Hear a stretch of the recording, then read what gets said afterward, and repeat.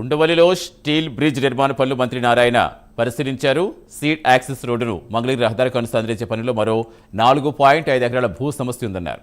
భూ సమీకరణకు సహకరించాలని విజ్ఞప్తి చేస్తారు రైతులకు. ఇక ఏప్రిల్ 9 నాటికి భూ సమీకరణకు రైతులు ముందుకు రాకపోతే భూ సేకరణ చేపడతామన్నారు. బకింగ్ హోమ్ కెనాల్పై స్టీల్ బ్రిడ్జ్ నిర్మాణ పనులు వేగంగా జరుగుతున్నాయని తెలిపారు నారాయణ.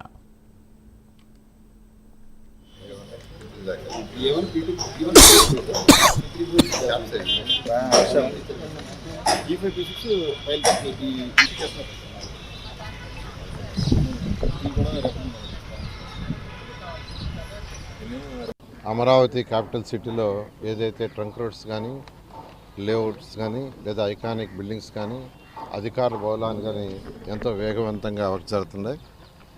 అయితే ఏదైతే సీడ్ యాక్సిస్ రోడ్డు మంగళగిరి రోడ్డుపైకి యాక్చువల్గా పోయేటట్టుగా స్టీల్ బ్రిడ్జ్ ప్లాన్ చేసాము. బకింగ్హామ్ కెనాల్ పైన ఏదైతే స్టీల్ బ్రిడ్జ్ చేసామో అది ఎంతో వేగవంతంగా జరుగుతుంది. అధికారులు అయితే ఈ మంత్ ఎండింగ్కి యాక్చువల్గా దాన్ని ఇచ్చేస్తాం, ఈ మంత్ ఎండింగ్కి యాక్చువల్గా పూర్తి అయిపోతుందన్నారు. ఫస్ట్ వీక్లో దీన్ని యూటిలైజ్ చేయొచ్చు అన్నారు.